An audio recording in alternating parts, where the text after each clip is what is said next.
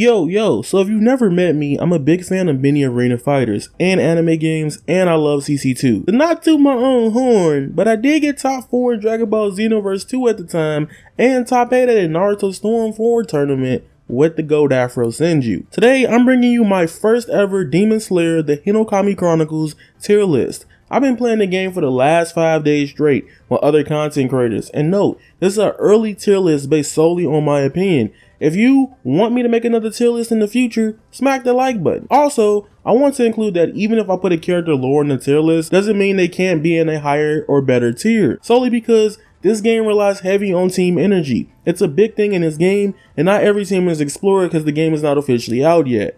I strongly believe characters in this game depend heavy on what they can do with others. Also, another thing, first things first, I don't think there are any bad characters in the game. Like I stated earlier, even if I feel like a character is weaker alone, being paired with another character has many perks to having better assists that help lock characters in place and make pressure stronger. My tier list is generally based on assists, startups on combos, damage, and breaking AK special attacks. And one last thing I want to say, just to clarify, I'm not really going to be talking about boost attacks in this thing per se, because I'm going to be real with you, boost attacks can just make this whole tier list different, and it'll be too much work to do in this video. If you want another one, hit that like button, let's reach 100 plus likes.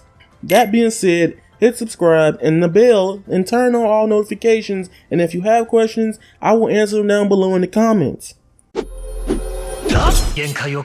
Alright, who's next? Let's see who's stronger. Alright, what's good? What's poppin', everybody? We are doing my first official tier list for Demon Slayer Hinokami Keppuutan. So we just gonna jump right into it. It's gonna be hype. I'm doing a different format for this because doing it the way I wanted to do it would probably take a day or two. Not gonna lie. So again, if I miss something, I do apologize. And things can always change. So let's get into it. So, like I said, I don't think there's any bad characters. Every character can be used with any team in this game. That's essentially how I feel. Until we get to the point to where we find people that are just cracked in the game, which will probably be like a week or a month later. Who knows?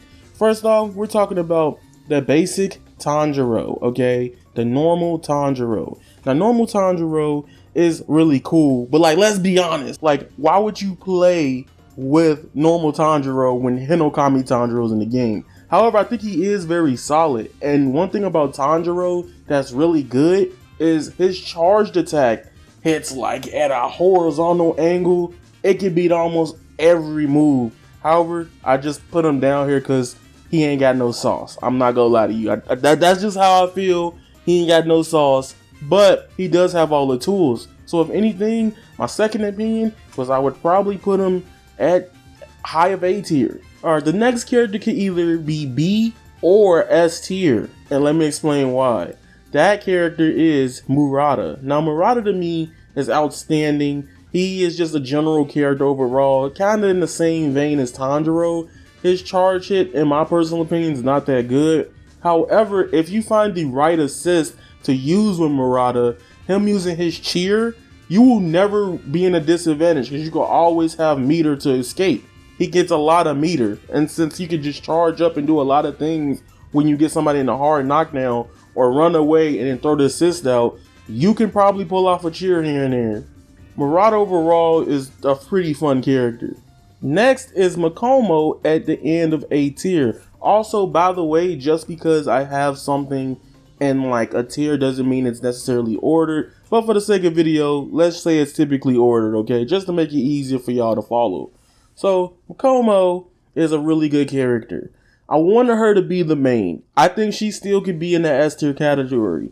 One thing I dislike about her though, I think her assists are on the weaker sides. Like in some instances, she will miss like the 2-hit sword / assist, and it's just like very annoying. Like that's why I don't even be wanting to use her some of the times. Playing with her on point, she's really strong. She can beat out a lot of characters like starting normals or just their basic combo, you know, the circle, circle, circle. She got it. She definitely indeed got it. Yeah, Makomo's first form, water surface slash, is good, but I feel like it's very inconsistent. And you kind of want to have an assist that's always consistent in this game. That's something I'm starting to see. Because if you miss an assist, you could get cooked. when you need help and need saving. Next is my boy Inosuke. Now, I've already made theories and talked about him before the game came out, but it still stands as I usually say. Now, the thing and reason why he's this low in A tier is that he doesn't have the fastest starting normal, like circle, in the world. However, Inosuke has high damaging combos, and he has one combo that could push people back in the corner far away. You literally put yourself in advantage to automatically gain yourself to charge. If you throw out assist after a hard knockdown, even after a combo with Inosuke, you can gain almost up to probably 40% or more back of your blue gauge. Now, this character personally, I think is very strong. However, it is Zenitsu. Now, the thing about Zenitsu is that he has all the cool kits, has all the cool tools. He even has a move that's really fast, hard to block, and he can combo off of it multiple times on the air or ground and whatever. He has that. The biggest weakness to Zenitsu that I believe it is that his first hit is a shoulder charge and not a sword. Like, what's gonna win first? A sword or a shoulder charge? I don't know. I just feel like that's probably the worst thing with him. Especially in the online environment when the online is not that great. Zenitsu will lose out to a lot of buttons sometimes. I can already see that happen a lot in this game. Okay, next in my A tier is Nezuko. Nezuko has sauce, has amazing things. The thing with her is that she's fighting with claws, and sometimes she will lose out to some characters with swords. Not gonna lie to you. However, what makes Nezuko nuts is that she literally has Heaven Kick of Pain from Tsunade as an assist that chases you down. And if you don't block the first hit, it gives them enough time to do a lot of different things afterwards and still be able to dash up to you and combo into it. Nezuko aerial assist alone is nuts. Like, she can hold you in the air for a long period of time. I can see Nezuko being like everybody's secondary character just because of her assist. She's at the top of A tier alone because of that. However, by her not being fast as the other characters I will name, she does go down as the second in A tier. Now, this character, a lot of people may feel somewhat disappointed about what I'm going to say, but I think this character is really good. However, a lot of people are overrating this character because of one thing, and that is Shinobu. Shinobu is outstanding in this game. She has everything. She has options. She even has a move that can just literally free backdash and then stun you and your assist at the same time. She is amazing. However, the one gimmick everybody is giving Shinobu so much praise for is the poison. Now, one, you have to do some damage to combo into poison, and it does do good. I think the best way to do poison is when they're really low at health, because now they start worrying, they start panicking, they start trying to do whatever they can to get you so they can hit you to make a comeback. But at low health, it will do it. Also, the poison doesn't kill at all with Shinobu, which is it would be kind of broken if it was like that, right? One thing that's weird about Shinobu in a fighting game is if you have an ultimate that does damage, or you have a certain archetype that can inflict a certain style or type of damage alignment. Like, for example, Guilty Gear has Kai, where you throw out his projectile. If you get hit, you get stunned or shocked, stuff like that. If you use her ultimate, she doesn't poison you or inflict any of that. That doesn't happen with Shinobu. And it's already understandable too that, yeah, you already did an ultimate. Why should you get the poison off? But there are tiers of ultimates, and they could just balance it around that and make it shorter than just using the normal ability or breathing technique that she has. Now we're on to S tier. I'm going to be honest with you.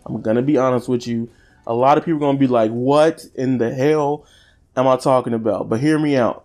Next, we got to talk about Sabito. His first skill is practically a DP. 8th form, waterfall basin. He pretty much practically got a DP. So people mashing on you on wake up, you could just do DP, right? Or if people want to just jump in on you or dash at you, just DP, right? It works just like that in a way. And a little bit more brain dead in my opinion. The second skill he has is 3rd form, flowing dance, shadows of dawn, right? This is nuts. It's so fast, it's crazy. On wake up, soon as you wake up, you could just do it. I think he's nuts. Then the last skill he has is pretty much another DP, but bigger. So get back off me the character that is Sabito. Sabito is really cool. And I haven't even talked about people's boost, because bro, some of these characters are nuts with boost. That's a whole nother thing. I don't even want to talk about boost, right? Because everybody could be in different tiers with boost. I don't want to go into that. But Sabito does a lot of damage off of boost, man. There's a lot of fucking damage off of boost. Next character that I think is Anga, that I think is so Anga, is Sakonji Yokoraki. Okay, first of all, I don't even gotta explain why he good. His second form water wheel is probably the best in the game. If you push block it wrong, you literally get looped into hella damage. It's easy to do on wake up. He just moves forward. Like literally, he's Hadur the character. You know how people used to say like, oh, you playing these brain dead characters? I can see he'll be abused brain deadishly. And if you have an assist to cover that, you're gonna cook. You're gonna cook. He also can break guards again after doing it twice. Alright, honestly, I've been trying not to say he my favorite Demon Slayer character, but he definitely up there. I love Giyuu a lot. I love him a lot. And it makes me ecstatic to say I think he's top 3 best characters in this game. And I'll explain why, right? I'll explain really easy too. So, Giyuu Tomioka is so crazy, I'm not even gonna lie to you, because of his counter, right? Most characters in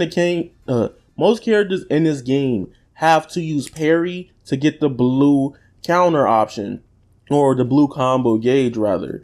And if you get the blue combo gauge, if you don't know, that lets you combo longer than the yellow one and way longer than the red one.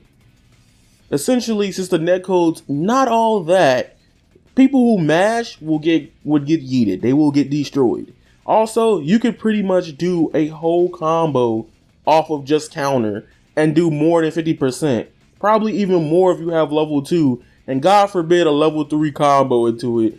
It's nuts. It's nuts. Especially if you can't escape from it. So with Giyuu, you could push block opponents. And then if they mash again, you can literally just do 8th form dead calm. That's nuts. Do you not understand how I said 8th form? He could pretty much do. Another thing with Giyuu is if they're mashing like a normal attack on your guard, you can literally just push block into freaking combo and just go stupid. Like, you know how nuts that is? That is crazy. That is freaking phenomenal. He has counterplay for people that want to be mad aggressive. One of the best characters in the game in my personal opinion. I definitely think Giyuu's one of the S tier characters in Demon Slayer Hinokami Keppuutan or the Hinokami Chronicles. Alright. Next is obviously, you probably were waiting. Bro, you were probably waiting. Hinokami Tanjiro is way powerful. Now, hear me out on Hinokami Tanjiro. Hinokami Tanjiro has a move that instantly guard breaks that takes up 2 bars a meter. Literally, yeah, you could probably develop counterplay, but since this game is going to be primarily played online, and there's some input delay even so far with the game, you could get hit by it a lot. You're bound to get hit by it a lot until they improve this netcode and its delay. Some reactions, some people are going to get hit with it a lot. I'm going to tell you right now. He has that. He has every tool, essentially, as the last character I'm going to say, but one thing. And he just doesn't have a DP. Other than that, that one move being predictable, he could go onslaught, he can keep you in guard. His assist is nuts.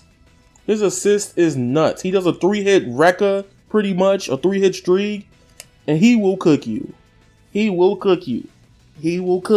I'm telling you, Tanjiro will cook you. Literally. Hinokami, you just got cooked.com. Honestly, I think this is the best character in the game for now. It could obviously change. This tier list, I'm not saying I have the best tier list on YouTube. I'm just giving y'all some like my insight on the tier list. And I always wanted to do one of these on launch. So yeah, Rengoku is actually nuts. This man has a DP that goes up just like how I was talking about earlier with freaking Sabito. He literally has another move that's really fast on startup that can hit you from almost mid-screen or almost anywhere on the map. He could combo really well. He has move. He's just so put together. I know why he's like this, because you know that Mugen Train, one of the best movies ever in Japan, right? I get why they made him like this. He has almost every tool in the game. and he deserves it. Rengoku is best boy. All right, I love Rengoku. However, I do think that in some instances he can just lose out. The one weakness that I've noticed with Rengoku is that he, in his basic auto combo, he does do this kick slide thing, which honestly, it could be a blessing or curse for him. In some moments when people just try to sidestep out of combos, Rengoku will catch. However, since if you get push blocked, you know, while Rengoku's comboing and they know that moment, they could just mash you out. And you just mash you. It's nuts. It's crazy. So there's that. That being said, it's your boy Avataryaya. You guys already know. Thank you guys for watching my Demon Slayer Hinokami Keppuutan character tier list. This is day 1, 5 days in, and we already plan to have an early access with other creators. This can all change, okay? Just because I put somebody in B, don't be mad. If I put somebody in A, don't be mad. Put somebody in S, don't be mad. But I think everybody in the game's good. I'm not going to make one of those tiers like C, D, F. No, that's not how I roll. Especially the first week of the game. Things will change. I think these characters will all change. I honestly think Shinobu is probably going to be a better character overall. That's my second opinion on that. But who knows? We'll see what happens. We'll see what happens with this game. We'll see what happens. I've been the devil, I need me an arc in the water. I'm breathing, I feel like Tanjiro. Walking this bitch with a Sabito, while let you rock it, I keep me a domino. Bitch, on my dip, man, I feel like a Zaki. Stretching that pussy out like it's Pilates. I'm dashing the soul like right out of a body. Fire, I'm spitting, I'm feeling like Dobby. White bitch, blonde hair, looking like Lucy. She from Kyoshi, I paint her face Suki.